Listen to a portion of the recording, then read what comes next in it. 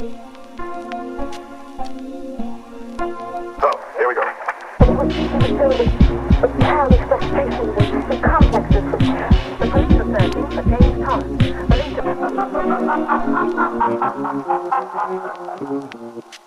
Hello. This is Midnight Movie Gang. It is currently 8:05 p.m. Night Movie Gang, and my name is LC. I'm the main host. I'm here with my co-host, my main man, my dude Joseph. Say hi. What's up? And for those of you just tuning in, if this is your first episode, which I mean, as far as you know, this is a big one. Yeah, it's weird that we haven't done it yet. Yeah, but tis the season. It's not the most weird thing, especially because I know for a fact you've never been a slasher guy, and then I've had a weird history with slashers. I've seen the first few of all of them. Yeah. You know what I mean? I feel like I've historically dipped my toes a bit into a lot of them, but it's currently October. It's Halloween times. And I feel like I didn't mention this is a show where we talk about horror, sci-fi, lesser known films. This is horror legend right here. Michael Myers takes the stage. John Carpenter, this movie started all the slashers. It's really the daddy of all the slashers. To the point where it does the stuff you've seen done bigger and crazier a billion times. It does it smaller and more quiet. It's more. It's the John Carpenter. Yeah, it's like a quieter, more contemplative idea of this kind of genre. Yeah, it's really, and I feel like it makes sense as far as and this might be jumping ahead a little bit just in terms of talking about, today, folks. We are going to be talking about and comparing the 1978 classic Halloween, directed by John Carpenter, starring Jamie Lee Curtis, and we're going to be comparing it to its 2007 adaptation reimagining of directed by Rob Zombie, starring Malcolm McDowell, Sherry Moon Zombie, who plays Michael's mom. Oh, okay. Tyler Mane as a fucking giant Michael Myers. As the Hulk, as Michael Myers. As the fucking dude, when they're walking him down, oh god, I can't wait to talk about it. When they're walking him down the fucking hallway in the prison, I'm like, is this Green Mile? Yeah, it's like they got John Coffey. It's like the opposite of John Coffey. Yeah, exactly. It's like what people imagine. It's I'm like, why does he look like a less fucked up version of Mr. Hyde from yeah. He's just so huge. Tyler Mane, the actor, who is also a former professional wrestler, is 6'9". Yeah, which he's massive. He's huge. But anyway, so comparing those two, I have a feeling we're going to be talking more about that version. But I mean, just for the sake of not to say that how do I put it? Really, just because I don't think there's a whole lot to say about this original Halloween. Yeah, no one on the internet's talked about this before, so we're going to break some new ground. Yeah, there isn't a lot to say, and then also, like you pretty much just said, it's the foundation for everything else to follow. I mean, Friday the 13th, we've talked about Jason. Before Jason is literally just we need a Michael Myers derivative. It is the same thing. Yeah. Except Michael Myers is more interesting to me in this one, not in the Rob Zombie one. I think Michael Myers is way more interesting too. And this is an important thing I need the audience to know, and then also to communicate to you. This spooky season, I've been going through. I have now seen every single Halloween movie. He's an expert. 2 days ago, I watched Halloween Ends, which is the last one. Crazy, it's called Halloween Ends. Which, funnily enough, when I watched Halloween Ends, I was shocked to see that there were some ideas and themes that I feel were taken from Rob Zombie's Halloween. No. That I was surprised to see that they brought, and I'm interested, but it's weird. We'll get to that. Sorry, I think, you know what? Hold up. Joseph, you're too quiet and I'm too loud. Oh, really? I'm really loud in my own ears, and I can fix that. Okay. There we go. I fixed it. Yeah. Baba It's a Booey. lot better. Yeah, I felt like I was shouting at myself. Yeah, it's so much more comfortable. Anywho, but yeah, so I've been Michael Myers and Halloween, and I've been watching video essays, and so just because I wanted I wanted to jump into the discourse. Like, it's like, it's the spooky time. It's been I own all the movies. Yep. And also, getting all the movies was such a fucking trek. I bet, yeah. Is there a single? Is there like a single box set with every Halloween movie? There is not one currently. No, that is like that's very frustrating to me. I don't know why. Yeah, no, it's really tough. Like every franchise needs a box set. The behind the scenes of this one too is also just interesting. Like the directions and like the just like how do I put it? The different directions and the different people that were going to buy like the franchise and like certain plans for like where it was gonna go. Yeah. Like certain actors and like they were just like there's a lot of juicy behind the scenes stuff with this franchise too, which also like really got me into it. But I want to put out there, like, the other night I was driving back from a friend's house. I went down to so basically, a friend of mine lives about 40 minutes away. I was driving like late at night coming back home, and there was a heavy fog out. Right. So I took the not interstate way home. Like I took like a back road because like I didn't feel comfortable being on the interstate. And I traveled through these like little neighborhoods and through and everything was so foggy, man. Like I could barely see anything at night. And I'm like, Michael's gonna give me. For real. Like the whole time I'm like, I'm gonna like get a flat tire or something, or like I'm gonna have to suddenly stop for gas. This is the scene. Yeah, I'm alone. I'm in a spooky situation. Things have gotten silent. Yep, I'm fucked. Yeah, just like oh no, it's atmospheric. This is the scene where I die. Yeah, there's fog. There's like, yeah, no. Yeah. But I've been yelling, Joseph. What I want to hear from you is specifically, what is your history with the original film? Like, what have you had seen it before? Yeah. Like, what kind of energy were you bringing into this viewing? Hit me with it. I have seen Halloween a few times before, and I've never seen a single other Halloween movie until I saw the Rob Zombie one for this. Because, like you said, slashers aren't really my thing. It's a little it's a little too formulaic. I think that's the problem. Is I just see exactly what's going to happen before it happens, and I don't know. I don't really find them that scary. And to be honest, this movie I found. I've always found pretty spooky, not exactly like tense or scary. Just kind of has like a cool, spooky atmosphere. It's a vibe. Yeah, exactly. It is a well constructed vibe, and I think that's part of what I think has maintained its popularity throughout. But yeah, no, I've always liked it. I've thought it was. Yeah, I think I like it for the reasons people think it's boring. For this viewing, I watched the extended version for the first time, which is free on YouTube, by the way, until it gets taken down. That's cool. And I sat and I was like, man, I can see people finding this really boring, but I'm just having a good time. It was the exact same reaction I had to watching The Smashing Machine, and that's my review of The Smashing Machine. And Halloween. Yeah. I actually have I have my Halloween VHS on in the background for ambiance. Yeah, nice. This is a cool good VHS movie. It's a blockbuster. Ooh, in red font. Blockbuster presents. It's like their like greatest hits. Hell yeah. Thing. That's actually PlayStation greatest hits. The best VHS finds are honestly the ones that have a fuck ton of like video store stickers and stuff. Yeah. And like little there's a thrift shop in Montpelier that has like a really big VHS section, and I got like a bunch of stuff from there. And there must have been like some local. It was called like Emerald Video or whatever. That's sick. There was like a little, and there was like all sorts of like little stickers and notes and tags from that store, and like a bunch of the these tapes. VHSs have been in hundreds of people's homes. Yeah, it's hundreds so of fucking cool. VCRs. So fucking cool. Anyway, sorry, continue. No, but yeah, no. I like this movie. I like the character of Michael more than I think any other slasher, because there's the simplicity.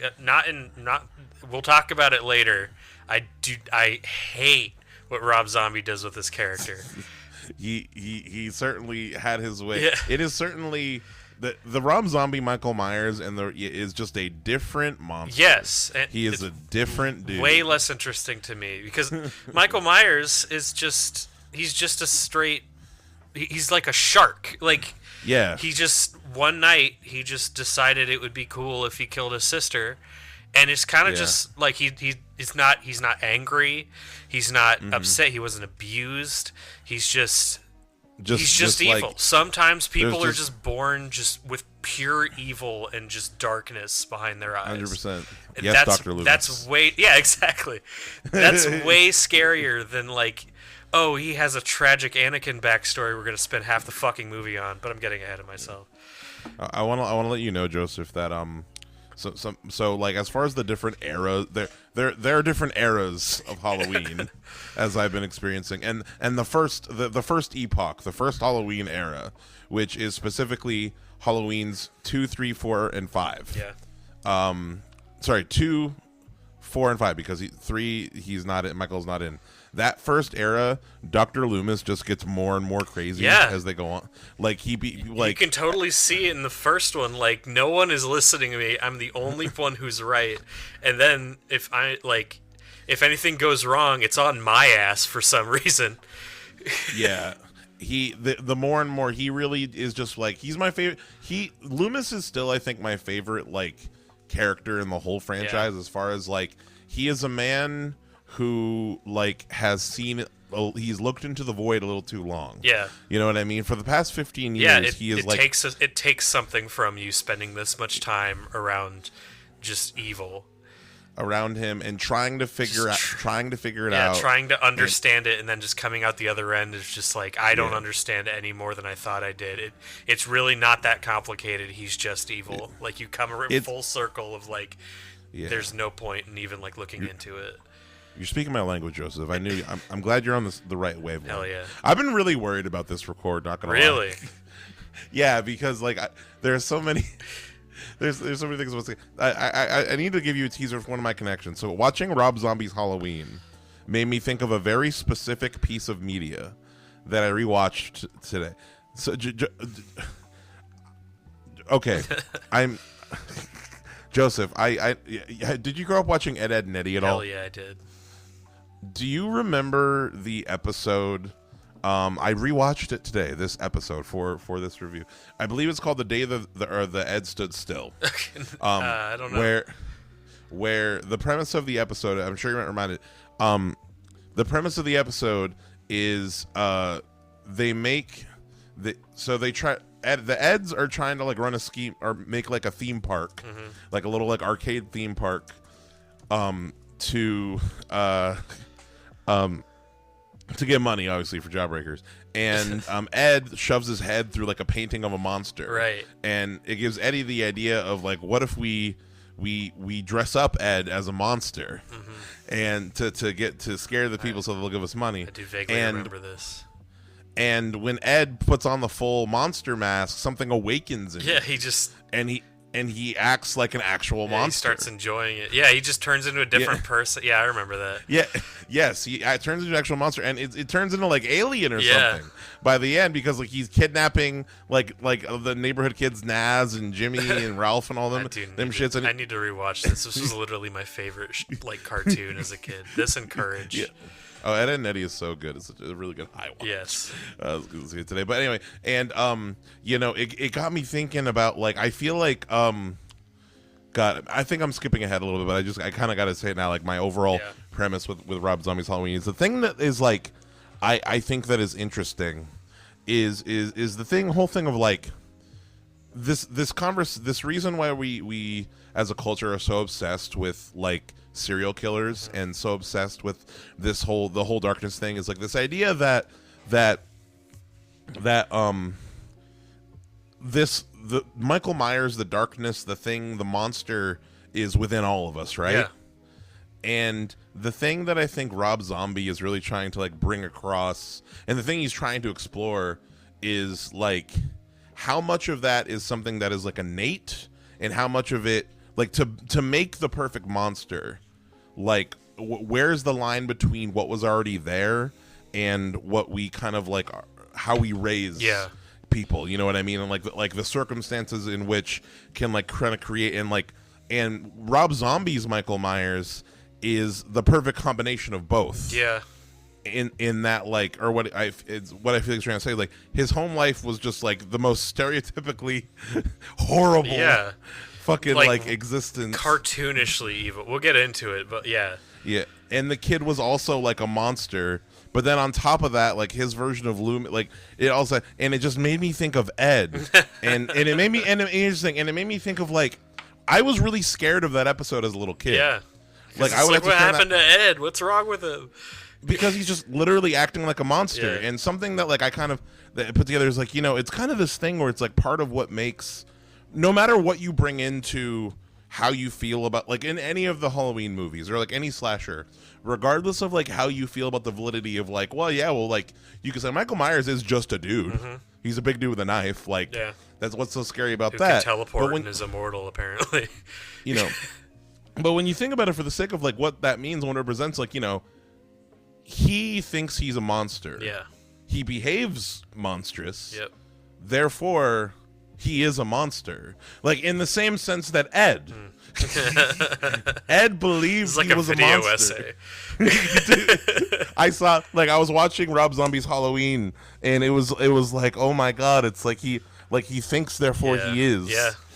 And it's just kind of this weird balance of like I feel like it's this thing where I was impressed in that it's a thing where it's like it doesn't matter if it's like if there's a backstory, if there's a reason. Like at the end of the day, like if you believe you're the monster, you are the monster. Yeah. And they're like, and that's kind of at the core of like what Rob Zombie's trying to say about Halloween versus like I think historically in like every other version of Michael Myers, that I've kind of seen coming up to this point is more along the lines of like. Yeah, like you just said, like he's just evil. Sometimes people are just evil. Yeah, and that's never something I found like it's interesting. I think that's more scary personally. What I'm trying to say, it is more scary because it's more of like an unknown play. It's more of like it turns it into like a cosmic concept because it's true. Like some people can just surprise you with how empty they are and how soulless and evil they are. Exactly. But no, it's just all I'm trying to say is like I was just really, I don't know. It just took me aback a lot with that because as far as like the whole thing about it made me kind of rethink about in my head like about just why we're so fascinated with serial killers. And it really is like that mirror thing of like you too could be Michael Myers. As long as you're 6'9" and bust down doors. But we'll get to it. Sorry. That was kind of like my whole thing. But talking more about this original movie, it's a great vibe. Yeah. Just specifically this first one. I like how naturalistic it really is because like most of you're just hanging out with these teens, honestly. Yeah, you get to know Laurie Strode and her friends, and at least Laurie is actually like a likable character who you kind of get a sense for. The pacing of this movie is very slow, especially the extended edition. I bet. I don't know if I've seen the extended edition. It's more of a thriller than like an action horror. Mm-hmm. 100%. I wouldn't say it's like action. It's a little classier than we would find slashers to be later. Like it's still it's a little trashy, but it's got delusions of being classy. It's a 70s movie for sure. Like I feel like when you talk about this movie or something like I hate to bring it up when it's like something like Alien, for example, where like there's this sense of naturalism. We're just kind of hanging out with these characters in the sense like there isn't a whole lot of exposition as to like, hey Laurie, like you're home with your dad who's the chief of police. Like we learn who these people are just by living with them. And just being like we're walking home from the streets, we're hanging out with watching scary movies, and I like how there's this like little network of these girls all kind of calling each other, keeping tabs on each other. We spend a lot of time doing that, just like building up this kind of sense of unease, and after having seen slashers, knowing what's eventually going to be coming, and I think spending a little more time in that time actually getting to know these characters, where it's like fast forward to like a horror movie from the 90s or the early 2000s, it's like here's your teens, they have sex. They're gonna like watch them die. They're all like the fuck. All their personalities can be summed up with like one word. They're all pieces of shit. Yeah, they're all. Whereas like everyone in this movie feels like a real person. Like from like Laurie's friends to the kids to even like the sheriff, who kind of.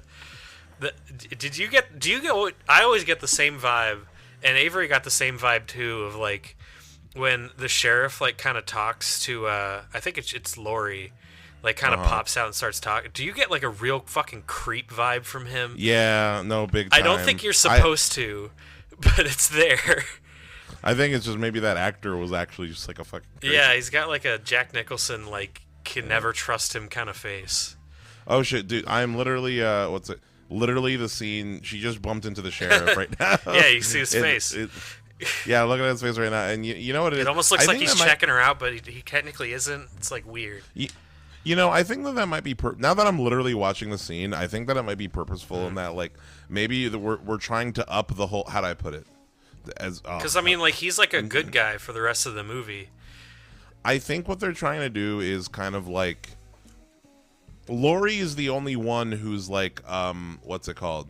Not sexually active during the movie, right? She's the only one who's not. Another first of this trope that would be carried on in every single slasher. Yeah.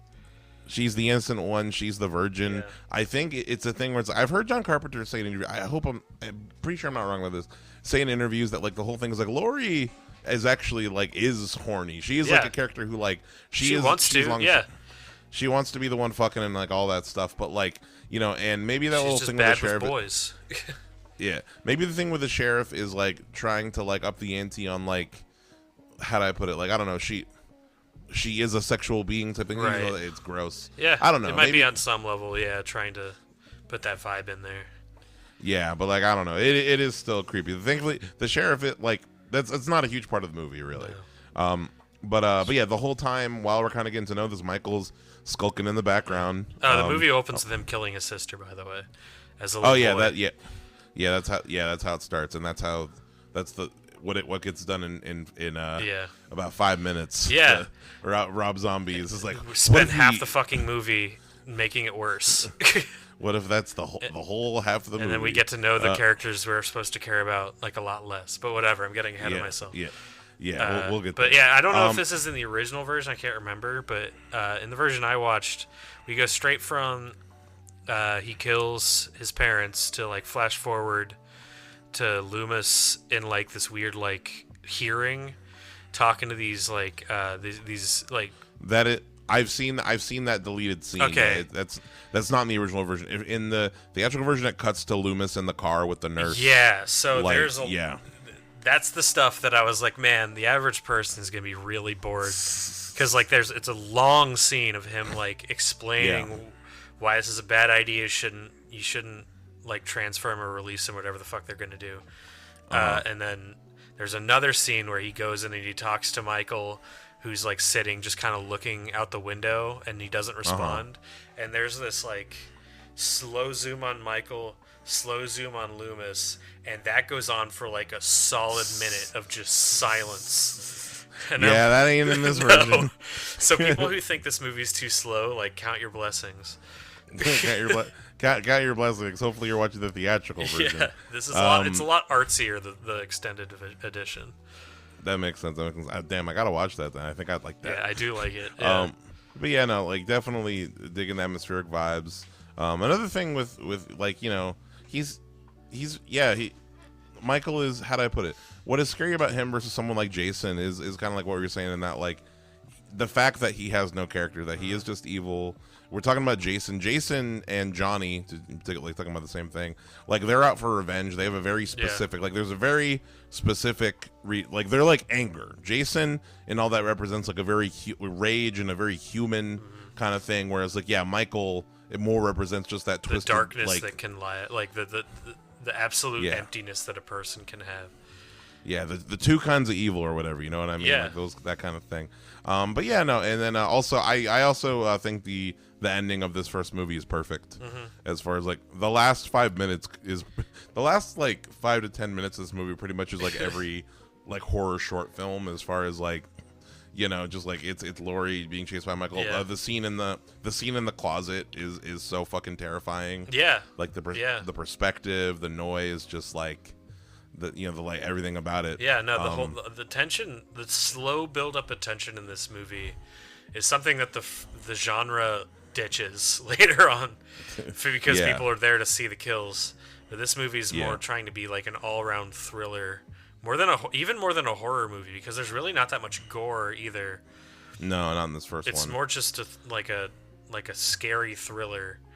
The best kill is when Michael pins that fucking Bob Walsh from the Grateful Dead looking ass up against the which Rob Zombie bites. Stabs through the door. Which is doesn't make any sense, but it's cool as hell. Yeah. And something that we can't forget to mention with, like, it's not just this movie, but, like, Michael's got the best theme song. Oh, yeah. Of all of them. I heard someone describe it as, like, the garage band version of Tubular Bells from The Exorcist.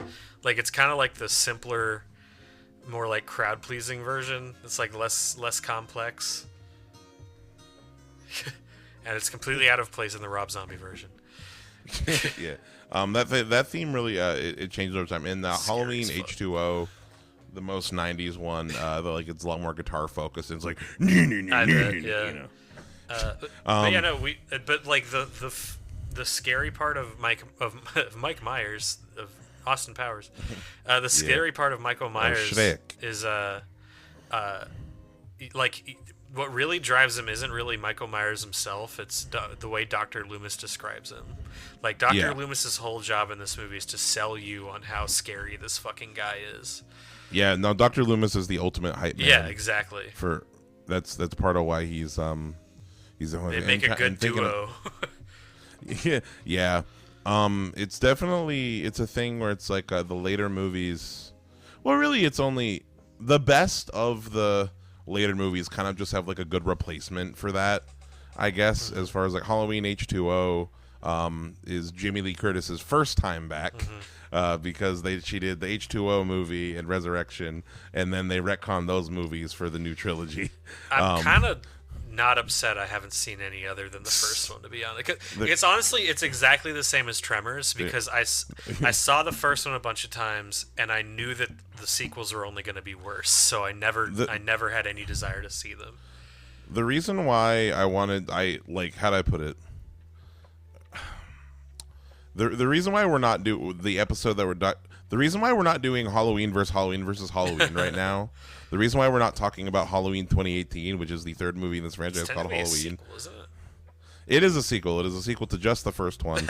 But the thing is, like, every Halloween movie, except for Rob Zombie's Halloween movie, is just them trying to do Halloween 1 again. Yeah. Like, for the most part. Like, there's all sorts of, like, different extensions changes, but as far as, like, all of them... That's the worst direction a sequel can go, too.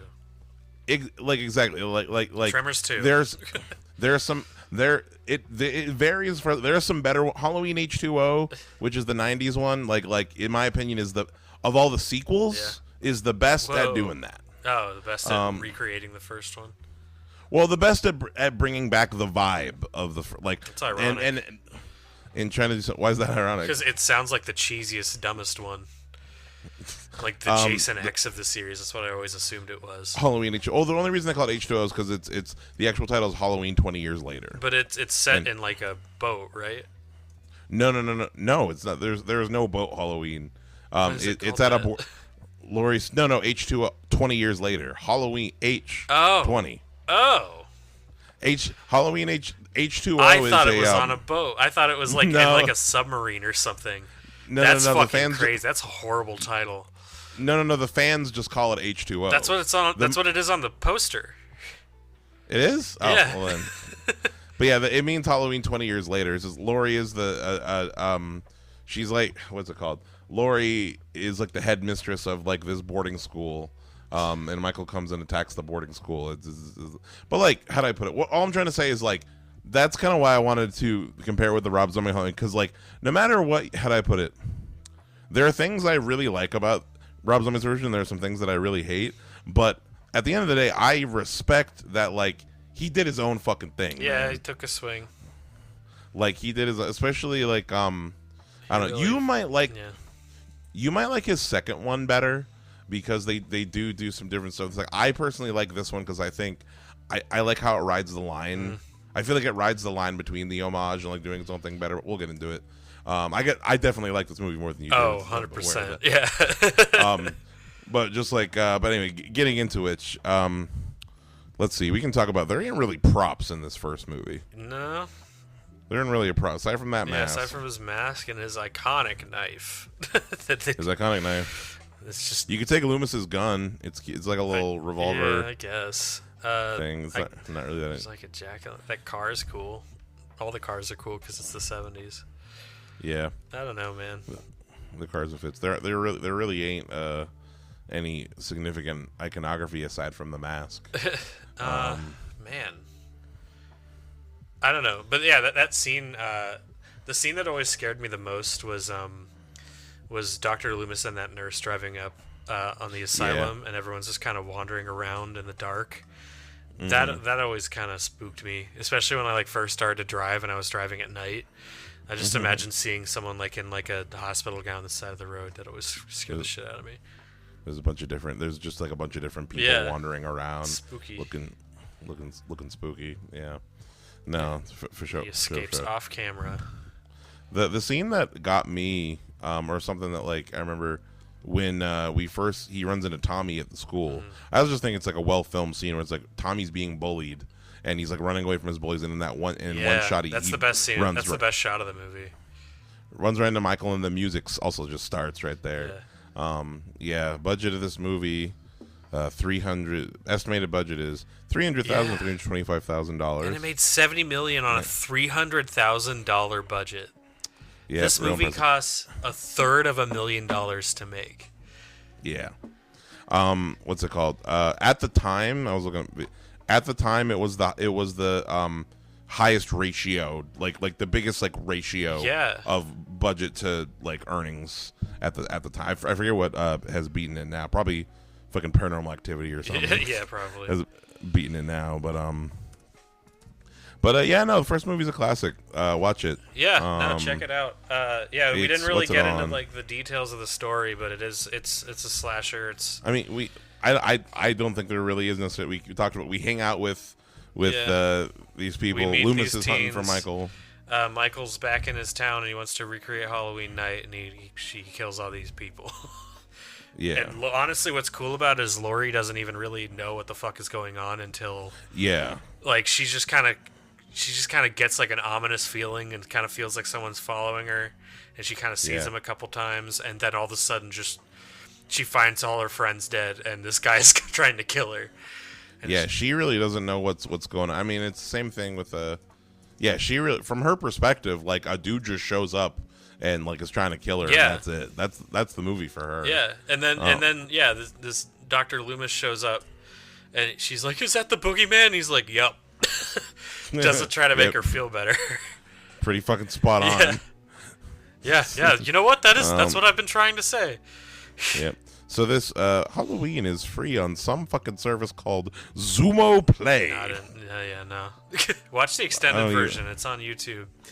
Yeah, get really high and watch the extended version. Yeah, I'll watch the extended version. By the way, $300,000 from 1978 adjusted for inflation is only $1.4 million. That's still really impressive. Yeah, that's still no movies are made for that little. Yeah, it's still really impressive. Definitely, they just it's just really well crafted, classic horror. Definitely, just check it out. Oh, you know what? It's hot. I want the headstone. Ooh, that's a good one. Here Lies Judas Myers. Yeah. He steals his mom's headstone, and then he poses one of Laurie's friends on the bed and puts the headstone. Yeah. Yeah. Also, the kid from no, never mind. It's in the Rob Zombie one. The kid from Righteous Gemstones, who's blowing up. He's in everything now.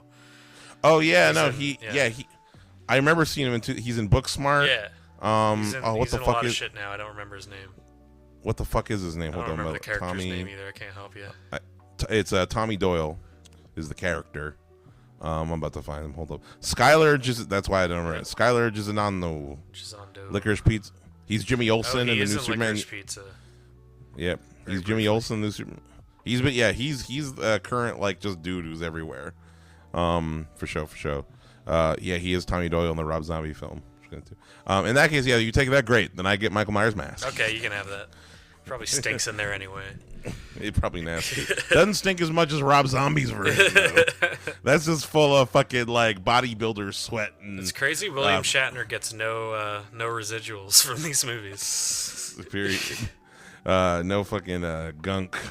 Well, he presumably he sold his likeness. Oh, he did for whatever. Like, for the mask. Damn. Presumably, it's always been. I've always thought it was an interesting choice. That mask specifically. It's just such a you would never see it anywhere else. There's really no explanation as to like what it's even supposed to be in universe, like as a Halloween mask. Like it's just like a pale guy. Yeah. With dark hair. Yeah. Just spooky guy that he just took from a shop. Yeah. It's very strange. I've always thought it was a weird detail. It was interesting. Yeah, it's one of those things where like it's one of those pills you gotta swallow. Yeah. You know? No, I like it. At least they didn't make him a fucking clown. Period. Or put a bag over his head like the first two Friday the 13th movies. Yeah, no, they thought about it though. I think I saw when they were kind of workshopping what mask to give him. One of the options was like a spooky clown mask, like he wore when he was a little kid. Yeah, no, that definitely wouldn't have the longevity as like clowns. That would have been boring. Then we would have never gotten It. People would have been comparing Michael Myers to It. Or Art the Clown. Or Art the Clown. Yeah. So that's the original Halloween. Now talking about Rob Zombie's Halloween 2017. This movie came out in 2007. This movie came out in an era where they were remaking all of them. The Friday the 13th remake of that time, Friday the 13th 3D, I believe that was 2009. The Nightmare on Elm Street remake came out in 2010. Which of all of those in this era, talking a little bit about my history, kind of just with the only one of those that I ever saw in that era, was the Nightmare on Elm Street remake, which I think might have been like in there as far as like my cousin showed it to me.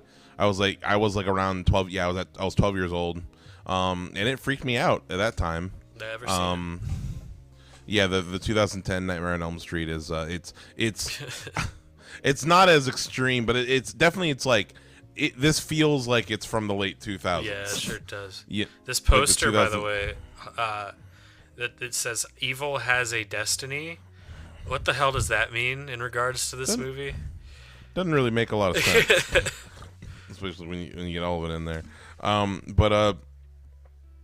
Yeah, no, and what's it called? Kind of what it brought in. Yeah, so most of like talking a little bit about what before I want to talk a little bit about like what people generally think about this movie and the zeitgeist of all the fandom. But before I do that, Joseph, I want to hear what did you know about it going in? Like, what were you kind of expecting? Like, what were you bringing into it? You know, I've always been curious. I've always thought it was an interesting idea. I don't know much about Rob Zombie aside from his like hits, so it's like I'm like, okay, so like I know the basic gist of like how he directs is like he kind of goes like to the far extreme, and he's like he brings like a super loud, gross energy to these horror concepts, which is like, okay, I'm interested to see that kind of take on this metal film. Yeah, but it turns out in practice, I fucking hate it. I don't know if I would. That's the thing is like I'm still curious. I still want to see Devil's Rejects.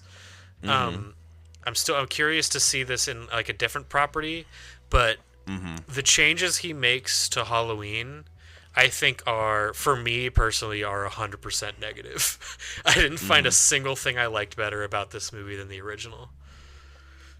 I wouldn't say there's anything I liked better. It's just I appreciate, like, how do I put it? A lot of things in here are both a negative and a positive for me. In that, like the biggest, okay, like how do I put it? Before we get into the story of it, sorry, I'm losing my train of thought. I'm having a hard time staying on the rails. I want to talk about so people hate this movie. Yeah. Count me in on that. People hate this movie. People what's it called?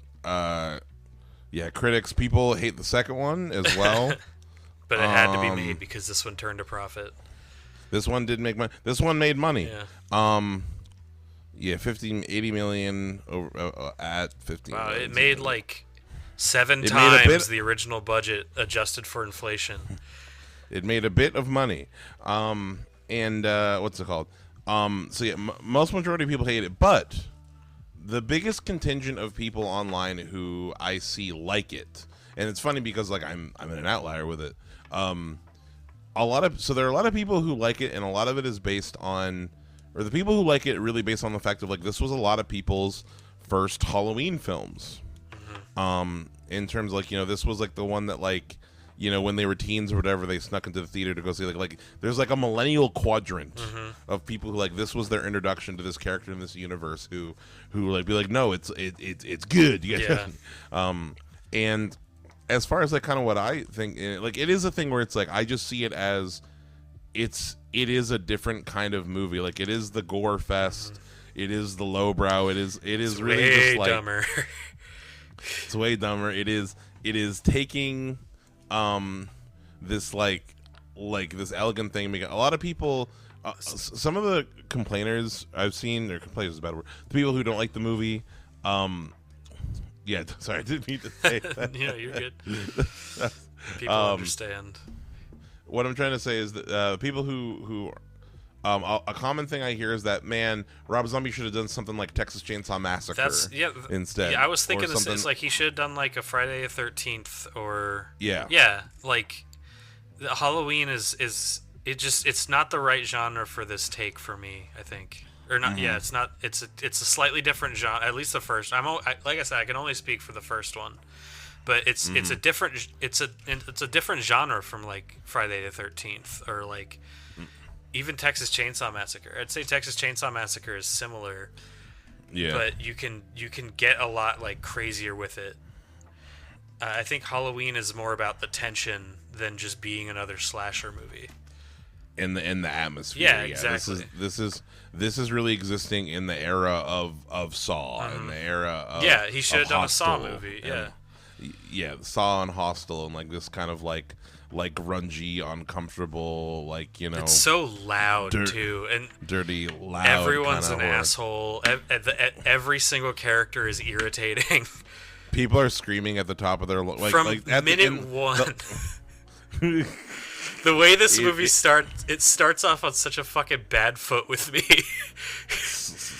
It's so like right off the bat is like I know this is the intention, but like from second one I was just laughing because like it's Michael Myers as a young kid, and he's got this cartoonishly fucking sleazy, gross stepdad, his stepdad, yeah, and his evil sister. His stepdad, who just is like every awful man, every like toxic man thing. Like he doesn't have a job. Yeah. He's constantly drinking. Do we see him stand? No, I think he's in a wheelchair. Oh, is he in a wheelchair? I thought he was just in his recliner. We only see this motherfucker at 45. Yeah, no. He like comments on his stepdaughter's ass. We're just getting into the plot now. This whole movie, all the dialogue feels like it was written by a 15-year-old boy who just thinks swearing and just grossing people out is just the coolest, funniest thing to do. The dialogue is really bad. I will, as far as like something I can say is objectively, the writing itself is. The first 15 minutes I very much was rolling my eyes, especially the stepdad. Yeah, exactly. The stepdad is super. Doesn't feel like a real person at all. He feels like a plot device to make this kid hate him. Like he's just comically evil. Junie Cortez from Spy Kids is in this as his bully. Playing pretty much the same character he plays in World's Greatest Dad, for the people who've seen that. He's just a shitty, just an asshole teenager. World's Greatest Dad, by the way, was one of my favorite movies, and I know him personally as the kid from World's Greatest Dad, the gross kid from World's Greatest Dad. It's been a while since I've seen that one with Rob Williams. Yeah, I love that movie. But yeah, he plays this like cartoonish bully who does this like really funny strut. That's his character choice. But yeah, no, everyone in this kid's life, like this family's like yelling at each other. They're swearing every other word. Like there's just no love in this house. Everyone's just the shittiest version of that character. And that kind of continues through the entire thing until we meet Lori and her family. Yeah. halfway through the fucking movie, by the way. Yeah, because so basically, like the biggest full spoilers for this movie. What's it called? Full spoilers for this movie came out in 2007. Also, spoilers are needed because basically, the second half of this movie is a remake of Halloween. Yeah. It's the a first rushed remake. A rushed remake. The second half of this movie is just like the fucking cliff notes. It's like, here's your fucking remake. Here's Laurie. Here's her parent. Whatever. Like, we ain't here's fucking the two friends. They die in 20 minutes. Don't worry about them. Yeah. While I was watching this movie the whole time, I was like, this is just Halloween. We ain't fucking around edition. Yeah, exactly. Like this is Halloween. Let's fucking. Which, by the way, I want to say, as far as like to respond a little bit to your thing, So yeah, I love the atmosphere take of the original. I love that stuff. But I do gotta say, like, with Rob Zombie's style, it's kind of like metal music in that, like, I'm not always in the mood for it.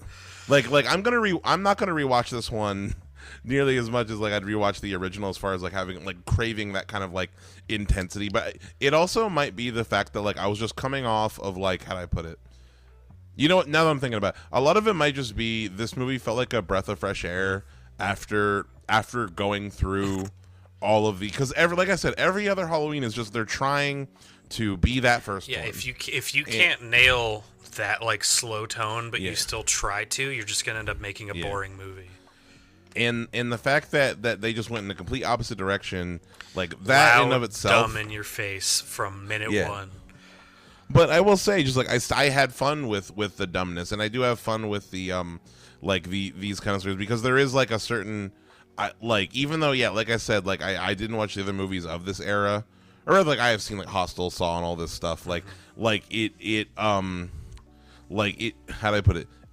It had a little bit of a charm to me, really enough, like in that era. And like also, I appreciated the intensity when it was there. Like I will say, like a lot of my favorite part of this movie is the ending. I will say, as far as like I thought that like Michael was fucking scary at the end, because like it's completely different than, it's not a thing where it's like in the original Halloween, Laurie running from Michael was a thing where it's like she was able to give herself time. If she got behind the door, she was able to hide. There was all these elements.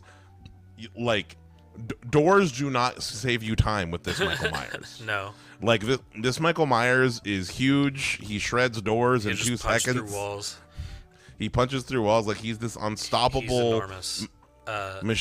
Giant machine that's coming at you. By the end of this movie, I felt no tension at all, personally. Like, because you didn't like the characters. So part of this movie be like only half of it being with Laurie, and like I'm not invested in her. I don't know who she is, and she also, I know for a fact that she's not going to die at the end. Because they made a Halloween. Yeah, and I knew, like, that's just how these movies work. Is she's the final girl? She doesn't die. And I don't know. I was trying to understand, because my problem with this movie. So the second half is Halloween. The first half is Michael Myers' Anakin Skywalker backstory as to like why is he so fucked up. And sorry, go ahead. So like in giving him more humanity and like giving him trauma, and that's why, and him having to have like some kind of internal logic as to why he does everything, because now he's a human being. Like now he has like emotions, and he does things because he feels a certain way. So I'm just trying to fucking understand his motivation for even being there and going after Laurie in the first place. Like that whole scene, I was just like, why is he doing this? Like, why is he doing any of this? Like, yeah.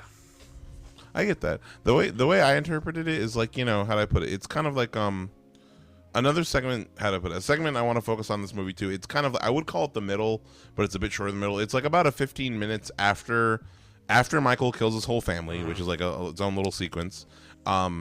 He's in the hospital for a bit, and we get this like little section where we kind of see like some time lapse of him talking to Dr. Loomis, and Dr. Loomis kind of, like asking him like questions about. And he's just acting like a normal kid for a lot of it. Why do you talk so funny?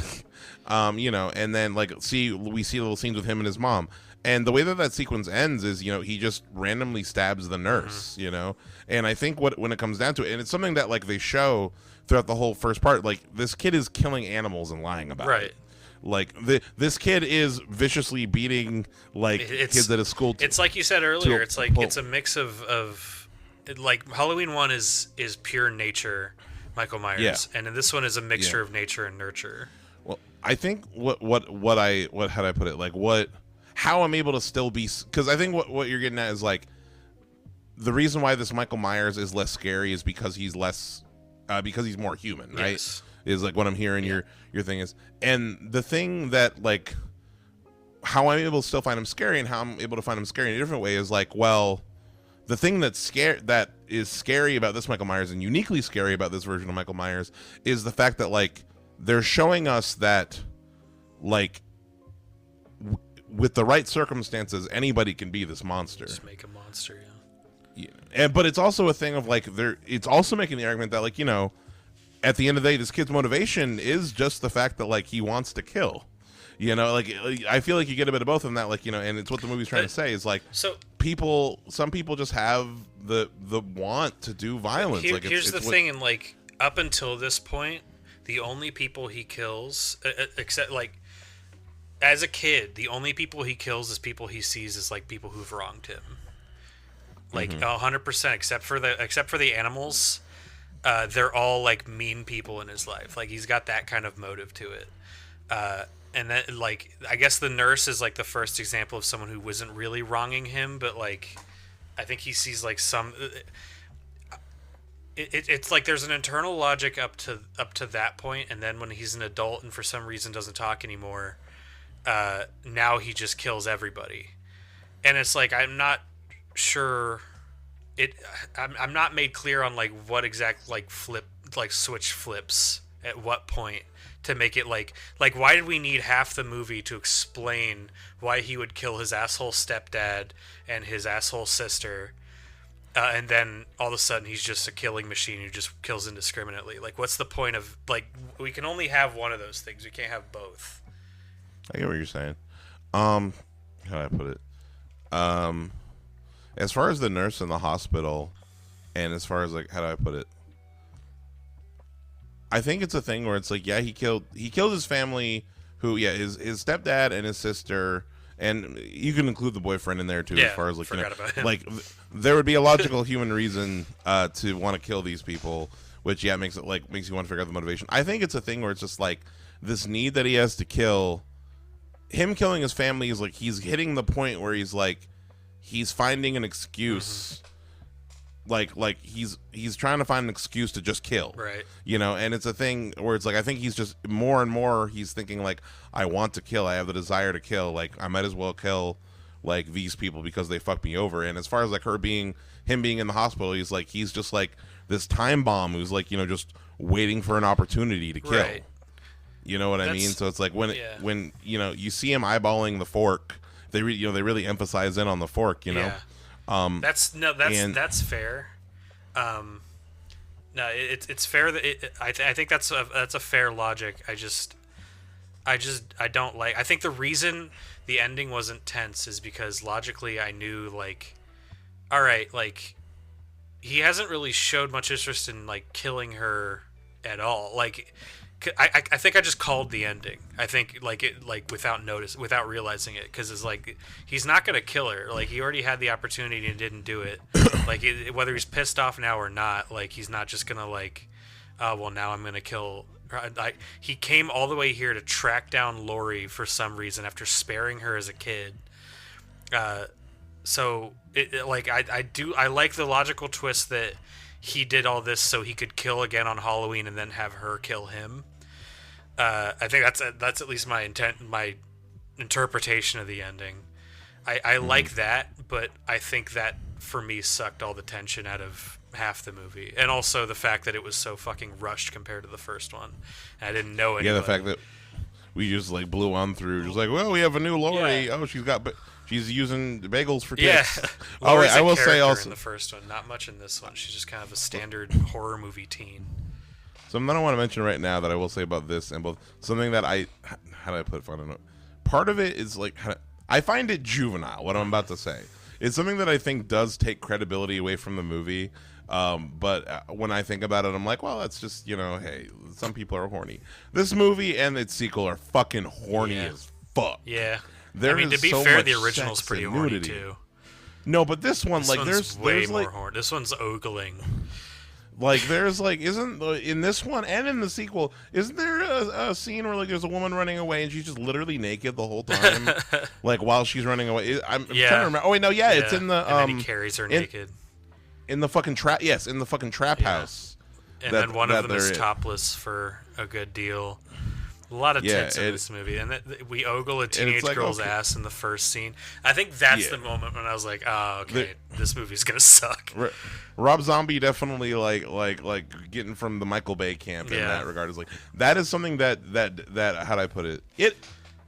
It didn't annoy me, but it is something where I'm like, yeah, that definitely takes some of like the artistry that I'm interpreting trashy, from this.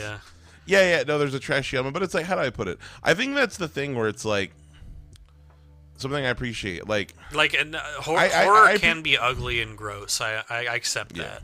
I'm just I've never been a fan of like I think Saw 1 is okay. Personally, I'm not a Saw fan. I've only seen 2 of the Saws. Yeah, I think I have too, and I think the other one I saw was like Saw 7 or some shit.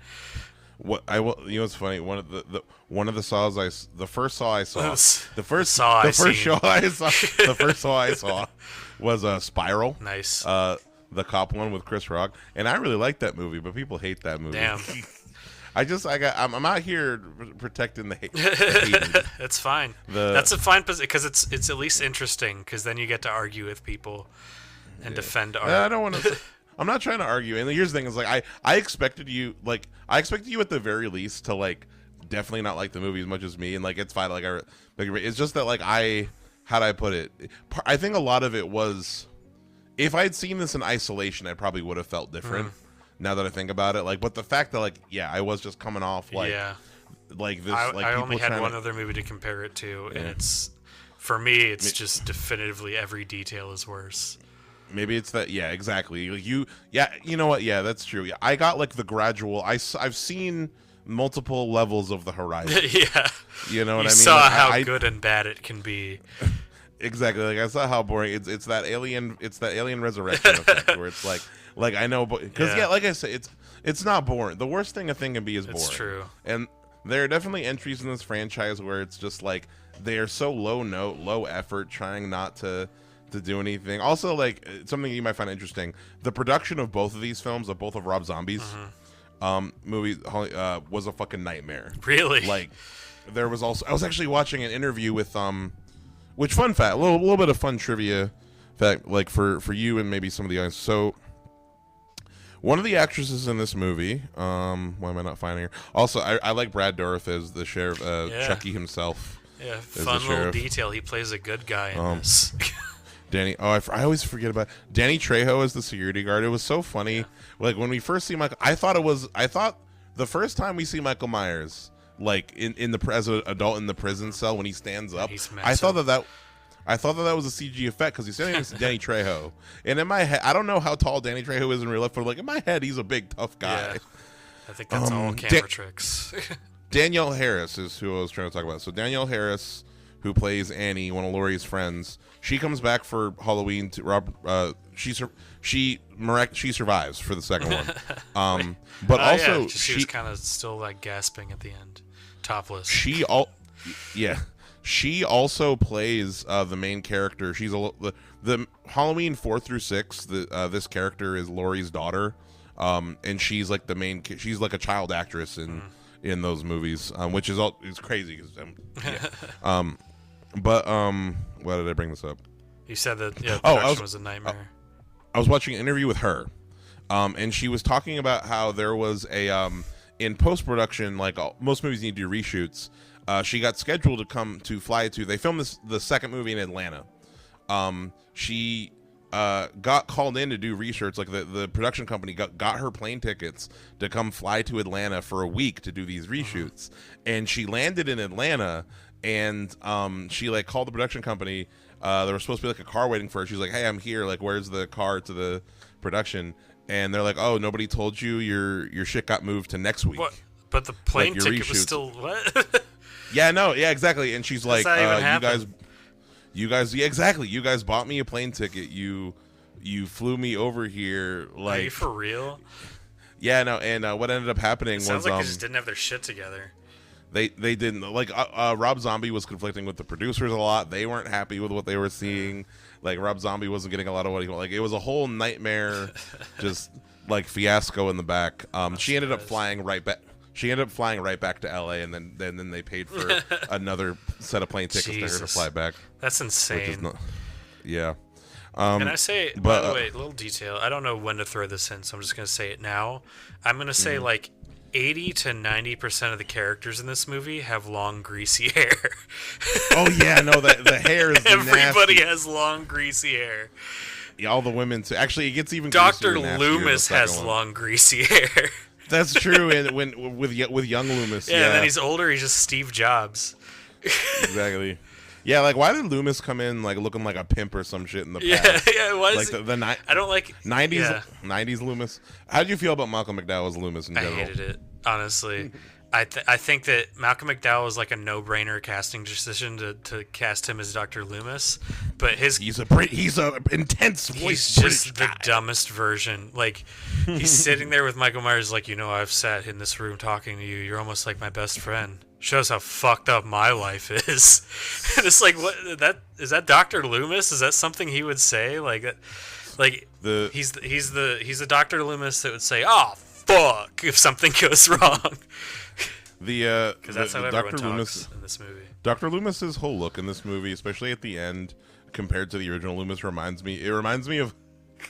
Do you ever see? They made a Powerpuff Girls anime. No, I didn't see that. They made a Powerpuff Girls anime. It reminds me of like Malcolm McDowell's Dr. Loomis is like the anime version of Professor Utonium. Hold on. When like the original Loomis is original. Like, he's sharper physically. Like, he's drawn sharper. But as far as Malcolm McDowell's Loomis, I like in the second one they kind of go into it more, but like I feel like it's a bit of something else that I want to say that like they touch on it in this movie, and this might be unfair of me to say, but they explore it more in the second one. A little bit of the idea that like Dr. Loomis is and they go into it more. Dr. Loomis is at fault. Yeah, for they keep saying Michael like, "Oh, you made him," and I'm like, I'm Yeah. failing to see that in this movie. It seems like every chance he got, he was like trying to help him. Well, it's a thing where it's like they talk about in the movie. It's like and they mention it briefly when there's the time skip. When you're talking about the structure of the movie, after the whole origin bit, there is a time skip to modern day. When we at the beginning of the time skip, when we see Michael's cell and we see all the masks, like he makes masks that he hangs up in his cell. One of the guards, I think, is something like, "Aren't we we indulge him doing this or whatever?" And the thing is, like, there's a new guard that Danny Trejo is training, who's also a massive asshole like everyone else in this movie. Yeah. And there's a conversation to be had about like the fact that like Loomis for these past 15 years are trying to figure out Michael, is he just kind of like whether subconsciously or whether doing it purposefully, like is he trying to push Michael in the direction of like oh, this kid could be the perfect monster And so he that can like profit off of and make his books and shit. Exactly, that's all. And from the get go, like, there's actually a fan theory. Like what there is like a bunch of there's some essays, fan theories about Loomis in general. Is actually like he doesn't really care about Michael. Like it's more just like he was doing all this to try to just profit off of like this suffering and like profit off. Yeah, exactly. This perfect murderer kid that can turn into my like we can make movies off of him and we can get John Carpenter to direct. I guess that comes together as It logically it makes sense as in this movie. It's just it's pretty. It's light. It's like, pretty subtle if it's there at all. Like it's definitely something you can infer, but like when they come out and say like you made like when Brad Dourif is like, if you're right, then like something like then you should be ashamed of yourself or something like that, or you should go to hell. And I was like, "What are you talking about?" Like the whole time, like from when he first meets him, he's like the one nice person in his life aside from his mom, and he's like just trying to like understand him. And yeah, and then when he's an adult, this like this switch flips. Yeah. And he's Steve Jobs. He dresses like Steve Jobs, and he gives like a presentation with Michael Myers' big eyes behind him, and it looks like he's about to reveal an iPod. It looks like he's at an Apple presentation. The Mike Pod, the Myers Pod, comes preloaded with John Carpenter's Halloween soundtrack, and nothing else. You can't download anything. You're not allowed. Closed source. I will say I don't know. I really like you might. It is a little bit cheesy, but like I liked when he was shooting Michael at the end in the pool and how like this is just a little thing. Like I like he's Michael stop. Like he's really like just like he's confused. It's like why won't you fucking stop? Like I like I liked the of the running scenes. Yes, there's a lot of screaming and it's like very like overwhelming. I don't know. I was like on the edge of my seat with the intensity of it, like I really appreciated the intensity. I appreciated that, like, like I was saying, like we had talked about something with a Terminator game versus like another kind of slasher game where it was like if there was like a Terminator simulator where you're being chased by a Terminator doesn't stop. A Terminator doesn't take breaks. A Terminator doesn't like have to think and strategize. It's just gonna come at you. It's just coming for you. Yeah. It's just coming for you. It's like grabbing shit on the way to you to make its job easier. But yeah, it's not. Exactly. It's just like it is just a thing that is like, and it's a fast kind of thing where it's not like a slow like run and hide or like it's not walking at you. Like this version of Mike, like I said, I get that like it is removed from John Carpenter's Michael Myers. He is a different kind of monster, but like I just like I find him scary in a different way, like that kind of like wild big animal. Like especially like when she's in the pool and you're like, yeah, you're fucked because like you can't climb out of this pool. Yeah. He's got the reach on you if you try to run around him. Yeah, I think him being, I don't know, him having that emotion. I think it might just be just whiplash. Like I can't. It's removing what I think is interesting about Michael Myers, like him having any emotion at all aside from just like I'm doing this because I want to do it. Like in the first one, like all you really hear from him is like little like strain noises as he's like strangling with one hand. But sorry. No, but yeah, in this one it's like we spend half the movie establishing his trauma and his damage.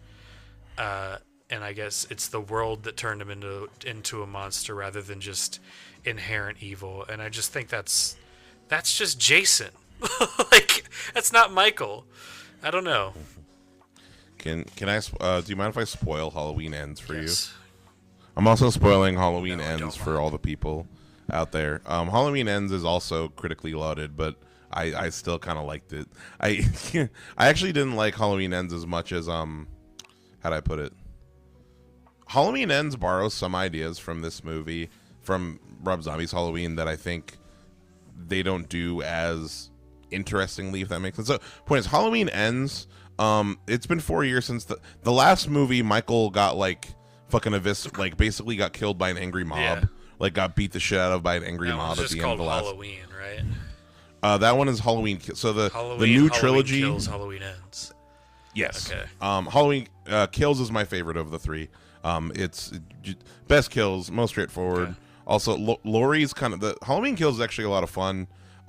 Halloween Kills, Laurie kind of takes a back. Laurie's in the hospital for most of that movie, and it's actually mostly about like the citizens of Haddonfield, like kind of reacting to like basically like the whole movie is kind of Anthony Michael Hall plays Tommy Doyle, the kid that Laurie was babysitting in the original Grown Up. Yeah. And he's basically like the movie is him putting together like a giant angry mob from the people of Haddonfield to like hunt down Michael Myers. Right. And at the end of Halloween Kills, like literally like there's a mob of people made of the town of Haddonfield that like fucking shoot and beat the shit out of Michael Myers in like a big standoff. That's pretty funny. But point is, so Michael Myers and Halloween Ends. So Halloween Ends is actually focusing on this kid named Corey, I say kid, he's like in his 20s, who the movie opens with him babysitting somebody, and he accidentally kills the kid he's babysitting. Okay. He sits on him and or it's kind of something. like He sits on him or something. the kid locks Corey in the attic and like creeps him out, and Corey kicks the door open, and when he kicks the door open, the kid gets knocked over stairs and hits his head and dies. Okay. Is how it, and basically the whole town is the whole thing of it is that like, because Michael Myers is gone, the idea is like we need another boogeyman. So the whole town, you see where this is going. Full spoilers for Halloween Ends, folks. Oh, the whole town for the most part, nobody believes that that Corey like is innocent, that it was an accident. Like, no, you're evil. Like, you're just like Michael Myers. And that's insane. And this kid starts dating Corey. This kid who's ridiculed by the town starts dating Laurie's granddaughter. But point is, so this kid keeps getting. There's a particular group of bullies too. There's like a little gang of 80s ass bullies who like pick on him. They like try to kill him. They like literally throw him over a bridge. And so Corey gets thrown over a bridge, and he gets taken into this tunnel by Michael Myers, who's like, so this Michael alive. This Michael Myers is like, he's like injured. But how do I put it? Michael Myers is like living in a sewer cave, and he's like injured, and I don't know, it's hard to explain. He's like a groveling, like very clearly like he's injured and old, so he's in this cave, and Corey kind of becomes Michael Myers' underling, and he's like slowly, you get where it's going. So like the town turns him into a monster, and him and Michael do some kills together, and people hate Halloween. Yeah, I'm okay. I don't think I'll ever watch that. So here's my thing with. I think that's an interesting idea. My problem with Halloween Ends is the kid who plays Corey sucks. Like Israel, the actor is not good. He's not good. He's trying to sell this person who is transforming into this monster, and he's just not good. Whether not it's able to carry that, that's a big ask. Not able to carry that idea. Which the thing is, like, that is a big ask. That idea, because on like I see you now, it's just like it's not good, and it's just not executed correctly. And in my like you can kind of hear from that. There's some similarities into what Rob Zombie is trying to do with Michael Myers, and that like show sort of like, if everyone thinks I'm a monster, then I'll just be a monster. Yeah, and the difference is like, no, that this kid at the beginning, like, I think the kid who plays young Michael Myers in Rob Zombie's Halloween, I think he's bad when he's being like sweet little, like, I'm just a real boy. But I think he sells the psychopath bits. Like when he's going killing his family, he's expressionless. Okay. When he kills his stepdad, and he kills his, like, we see, like, he's just like a stone cold, like, and I think he's good in those moments. Mm-hmm. And I also think that like I said, I think he's scary when he's giant Mortal Kombat 12 Michael Myers, or Mortal Kombat 1 or whatever. Yeah. And so, like, that's the difference for me as far as, like, I buy that physicality, and I think that, like, the elements of performance that version is strong enough to support some of the weird ideas that I think it's trying to. It's just for me. Yeah. Like, and I get that, like, like I said. I totally understand that. There was. Don't watch Halloween. As someone who, I'm also not predisposed to like slashers in general, and Rob Zombie's Halloween is much more like a by the numbers slasher, especially in the second half. I will say personally, and I know this is something from the original franchise too. I don't like Laurie being his sister or related to him in any way. I think for me, it's way more interesting if he breaks out and it's Halloween, so he's like, I'm gonna recreate that feeling that I got on Halloween when I killed my sister, and he's just kind of hanging out in his house, and who's the first teenage girl that he sees? It's Laurie dropping something off, because exactly, dropping Tommy off, or and whatever. He stalks her it's like a predator seeing prey. He stalks her, and he sees her friends, and he's like, okay, they'll be who I kill. Mm-hmm. And then the boyfriends are also there, so he's like, cool, twofer. Kill him too. So that's so much more interesting. Like, but it also plays toward what I've been saying is just like he's He's just an empty. He's like a hammer. He's like a great white shark. He just moves and eats essentially.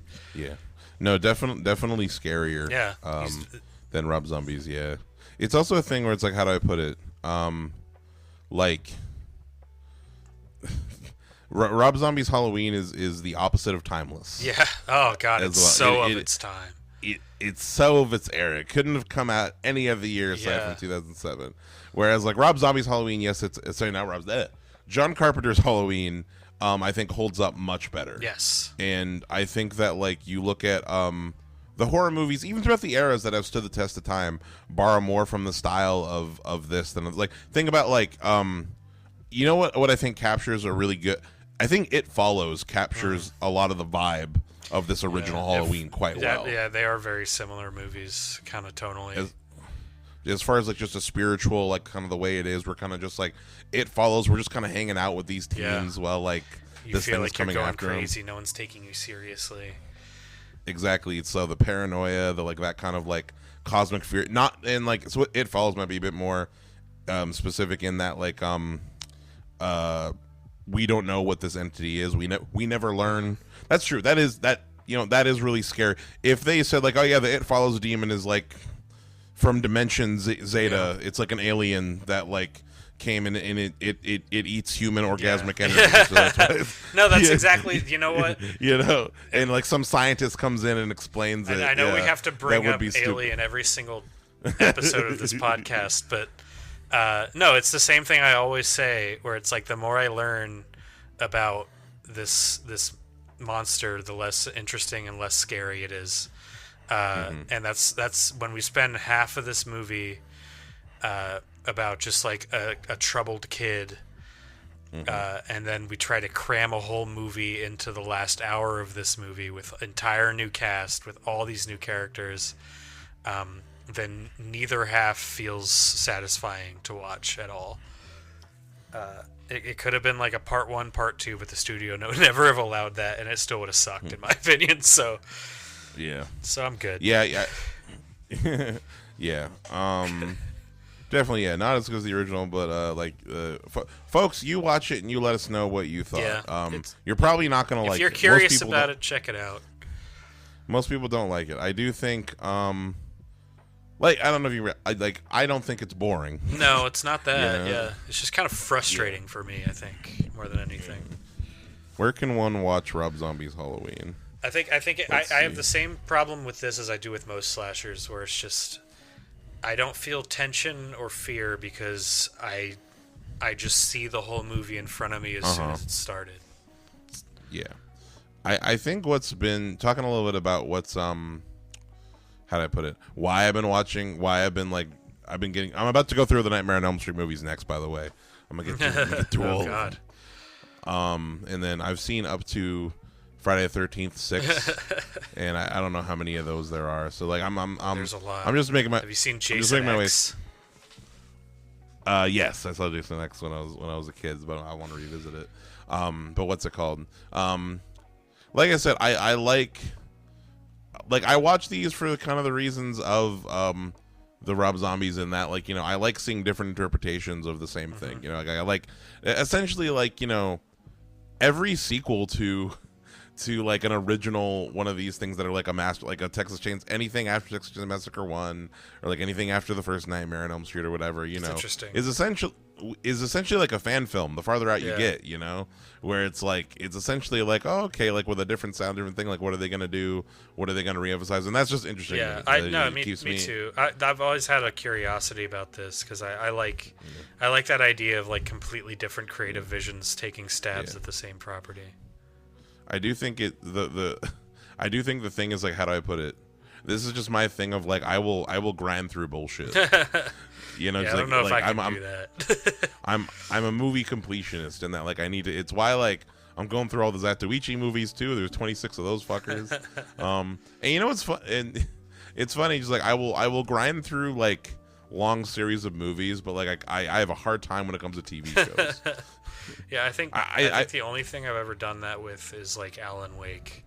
It was playing through the first one past the point when I probably would have turned it off otherwise, just because I wanted more context and I wanted to see the complete vision. Mm-hmm. I get that impulse. I think with movies, I don't know if I can hang unless it's like with other people and we're making fun of it. Yeah, that's fair. Yeah, we would have had way more fun of time. You would have had way more fun of time with Halloween if we were like hanging out, fucking making fun of it the whole time. That's true. Yeah. Rob Zombie's Halloween, folks. It says it's free on the Roku channel, but you can watch it somewhere. I don't know. There's prop. This movie is also easy to find. You will definitely be able to find. There is a double pack of Halloween 1 and 2 DVD for like $5 at Walmart. Easily, yeah. No, that you this can. movie's not hard to find. You will run by, yeah. But props. I think there's a bit more room for props in this one. There's a few more. There's a couple things. I think his like orange mask is kind of cool. Oh yeah, the prison one, the paper mache one. Yeah, no, that is yeah, it is better. I'm trying to think in this one. It's hard with these slashers. I just realized there's a what's it called? What I was about to say. There's a spoiler for Halloween 2. The second one, so like the Rob Zombie's Halloween 2, in the second one, Laurie is kind of like emotionally recovering from stuff, and she works at this really kooky like gothic record store, like weird like antique Ray's Curiosities or whatever. witch girls, one of those like witch Ray's shop in Ghostbusters 2. What is it? Yes, Ray. Oh my God, exactly what that. What the fuck is that store called? She works in one of those. She works in like a weird like gothic and she's got like cool like anti-establishment bosses who are like. I was gonna say like I want something from that store, but that doesn't count. That's the second one. From this one, the mask again. I guess. The grody, fucked up mask that also just pops up out of nowhere. The grody fucked up mask. Yeah, that was his sister's boyfriend was wearing. Which, by the way, we didn't mention at all. They also add some little incestuous things here. Yeah, a little bit. They add some incest pebbles. Yeah, like from multiple angles with the stepdad and. Yeah, true. With all that, which I think this also does the prequel thing that no one likes, where. It's like, oh, this is how he got his mask. This is how he got his iconic kitchen knife. Where it's like, that's true. He probably just found it in the kitchen, like he's in people's houses. I don't know. This is how he got his boiler suit. There's a whole annoying scene where he kills a guy while he takes a shit. Mm-hmm. I just realized something. You know what else kind of bothered me? Scout Taylor Thompson, who plays Laurie in this movie. You can so tell you do not wear those fucking glasses. I said the same thing when I was watching. I was like, look at those fake-ass glasses. Those are the fakest ass. You do not be walking around They're here not warping anything like behind. Yeah, no. She doesn't have glasses in the second one at all. There is not a single scene Studio with her with glasses. Just like, yeah, people didn't buy the fucking glasses. She hasn't had glasses beforehand in this one. Anyway, prop. I guess I'll have to take the grody mask. Yeah, because there isn't a whole lot of I don't know, maybe like you could take a copy of that book, the Loomis's book. Ooh, Loomis's book is cool. Yeah, I put it on my shelf with the front of like Michael's scary face looking out. Actually, yeah, no, Loomis's book would be a good one. That is a really good one. Yeah. Actually, wait, no, Loomis has a pretty fucking funky looking tape recorder machine. It's like a cool, giant. Yeah. It's like, which, by the way, isn't this the tape recorder? What's weird? It's the 90s. You have like little tape. You don't need this giant fucking reel to reel. No, it's for the aesthetic. Exactly. No, but anywho, yeah. The book is a good. I'm taking the book. That's a good one. Yeah, no, that's Rob Zombie's Halloween, folks. Yeah, just as far as like, yeah, it's hard. Watch the original. Definitely watch the original if you want to. Be like me and be crazy and like hunt down like the copies of it of all these VMega. I mean, you can also just all these are rentable just on Amazon, and who knows if like someday down the line Disney is going to own all of it. It's and true. They're going to and maybe they'll come out with like some giant giant super box set with all of them. I saw a trailer recently. They're making a new Halloween game. Yes, they are. And That's it sure true. looks exactly like that Friday the 13th game. It came out like 10 years ago. Yeah. It's another asymmetrical multiplayer game. I think the only promising horror game adaptation of a movie franchise is that new Hellraiser game. That new Hellraiser game looks fucking sick. You seen that trailer? I haven't seen anything dude, from I'm gonna that send now. it to you. I gotta check it out. Halloween, the video game. By Atari. Oh, look at that. I was sorry, folks online looking at the. Oh, wait, no, you can't see it. Wait, I need to show you the little sprite Michael Myers. They got. It's so cute. Yeah, I've seen that. On the I Atari saw the 2600. angry video game nerd talk about this game. Look, he's got a little knife. That looks nothing like him. That's crazy. Yeah, folks, that's Halloween. This has been Midnight Movie Gang. I gotta go eat dinner. This has been it's 9:30 p.m. Night Movie Gang. This has been Midnight Movie Gang. Next time there's gonna be in the future. We're gonna have we have a local guest from moved here to Vermont, and we got some a local Vermont guest, a fan of the show who wants to talk about a movie. We're going to talk about a French vampire comedy film called Voodoo Lock. Hell yeah. And we'll be talking about that. And then I got some. There's a couple of local horror authors who want to do an episode with me just about the history of like queerness and horror and stuff. And there's shit coming down the pipeline. Still gotta do that Blade Runner episode. I'm pumped for that. Still gotta do the Blade Runner episode. We have to figure out what we're gonna do for shit. This is like episode 98, so like episode 100 is coming. We really got to figure out what we're gonna do for 100. Damn, I don't know. Like, I think I would like to maybe. I think I'm in the realm of like I want to pick. I think we should go back through. I think we should go back through maybe like all the episodes we've done and maybe pick like three. Pick like maybe 3 or a few movies that we think would genuinely make really good video game adaptations. Yeah, okay.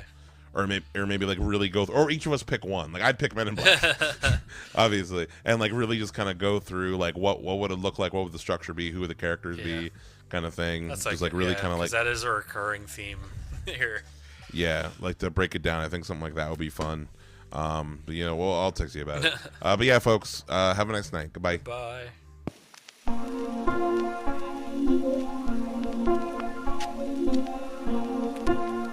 here we go. With child expectations and the complexes which the police society for James Thomas believes that there's a number of things with him, and her partner is the horrible murder of Walter. Grant everybody that I'm here to hold on. Oh, please tell me where this going. Please tell me. Sorry, I don't know. How long is my how old could I got in here? 3 tickets to Albany on 6 o'clock train tonight. What do you mean, 3? Special agent, special agent.